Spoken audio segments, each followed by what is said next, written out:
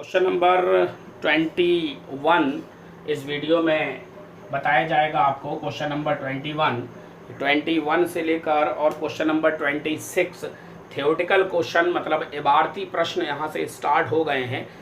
ध्यान से देखें, मैं क्वेश्चन पढ़ूंगा, आप अपनी बुक देखिए और उससे समझिए।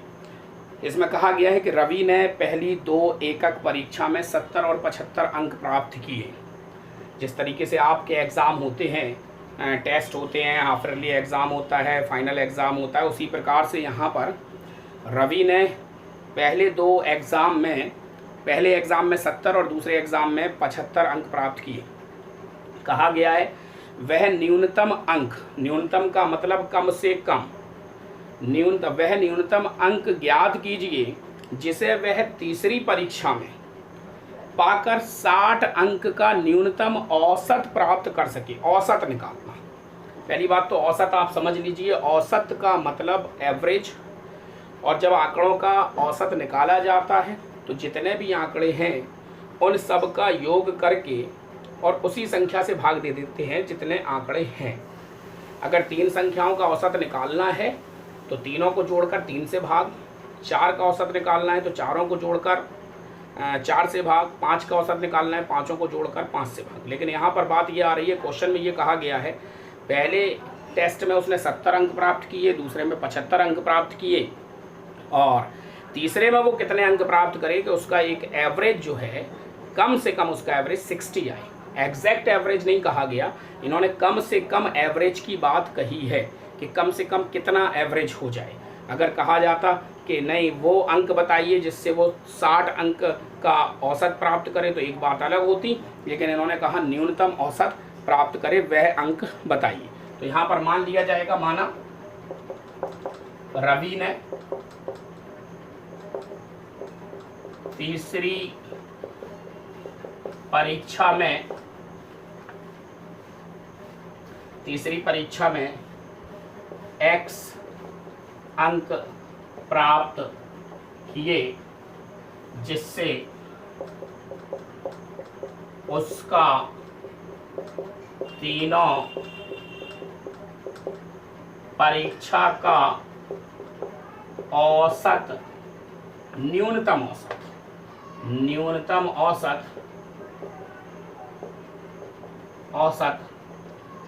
60 होगा।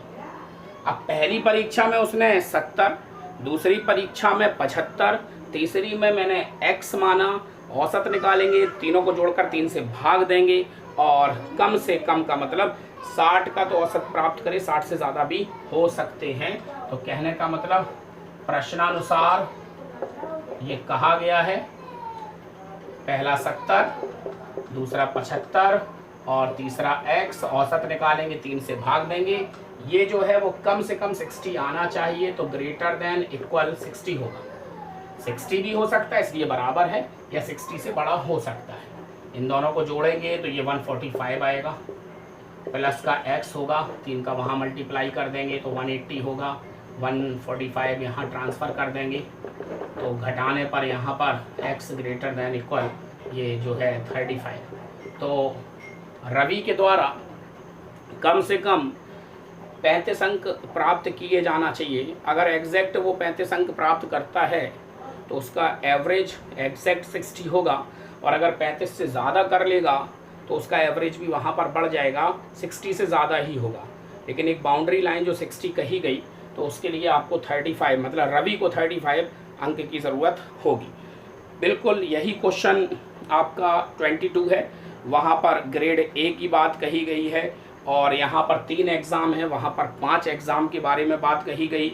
यहाँ 2 एग्ज़ाम के नंबर दिए हुए हैं, वहाँ पर 4 एग्ज़ाम के नंबर दिए हैं। यहाँ तीसरे एग्ज़ाम के मार्क्स निकालना थे, वहाँ 5वें एग्ज़ाम के मार्क्स निकालना है। लगाने का तरीका यही होगा, असमता का चिन्ह भी यही लगेगा। इसके बाद क्वेश्चन नंबर 23। क्वेश्चन नंबर 23 में कहा गया है कि 10 से कम क्रमागत विषम संख्याओं के ऐसे युग्म ज्ञात कीजिए जिनके योगफल 10 से अधिक हों। 10 से कम क्रमागत विषम संख्याएं, पहली बात तो सम और विषम संख्याएं आप लोग जानते होंगे, एक बार हम इसको रिपीट करते हैं। इसको सम संख्याएं जो 2 से विभाजित हो जाती हैं, विषम संख्याएं जो 2 से विभाजित नहीं होती हैं। यहाँ पर 10 से छोटी विषम संख्याओं, 10 से कम क्रमागत विषम संख्याओं के ऐसे युग्म, युग्म का मतलब जोड़ा, दो संख्याओं की युग्म बनाना है। ऐसे 2 संख्याएं हों जो 10 से कम भी हों, विषम भी हों और उनका योगफल 11 से अधिक हो।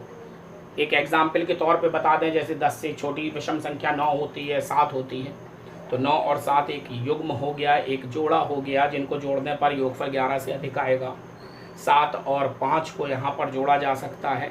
ठीक, तो क्रमागत संख्याएं यहाँ पर, तो सबसे पहली बात माना जाएगा 10 से कम क्रमागत विषम संख्याएं, इनके युग्म माना 10 से कम क्रमागत विषम संख्याएं x और x+2 हैं। अगर एक संख्या x मानेंगे तो दूसरी संख्या x+2 होगी। कभी भी अगर विषम संख्या में 2 जोड़ा जाएगा तो अगली विषम संख्या आएगी, क्रम से आने वाली, क्रमागत। ये भी ध्यान रखना है कि क्रम से होना चाहिए। तो x और x+2 ये 2 क्रमागत विषम संख्याएं मान ली। अगर x की वैल्यू यहाँ पर निकल आए तो ये दोनों मान निकल सकते हैं। ये दोनों संख्याएं 10 से छोटी हैं, इनका योगफल 11 से अधिक होगा। प्रश्नानुसार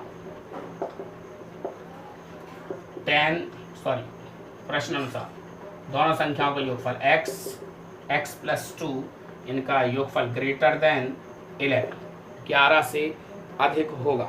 जिनका योगफल 11 से अधिक है तो ग्रेटर देन 11 हो गया, दोनों को जोड़ा, x+x 2x हो गया, ये ट्रांसफ़र कर दिया, माइनस का 2 हो गया, 2x ग्रेटर देन 9 हो गया, x ग्रेटर देन 9/2 हो गया, x ग्रेटर देन 4.5 आ गया। अब x का मान 4.5 से बड़ा, विचार करेंगे 4.5 से बड़ा जब x का मान है। यहाँ पर जो x माना है वो 10 से कम है, विषम है, तो यहाँ पर आप देख सकते हैं कि 4.5 जो है वो छोटा है x से, या ये कहें कि x बड़ा है 4.5 से। तो 4.5 से बड़ी संख्याएं 5, 6, 7, 8, 9, 10, 11, 12 ये सब होती है, लेकिन प्रश्न के हिसाब से चूंकि x विषम है तो 4.5 से बड़ी विषम संख्याएं 5, 7, 9, 11, 13, 15। लेकिन फिर भी प्रश्न के हिसाब से x 10 से छोटा है, तो x के संभावित मान जो होंगे ऊपर यहाँ पर लिख दे रहे हैं, इसलिए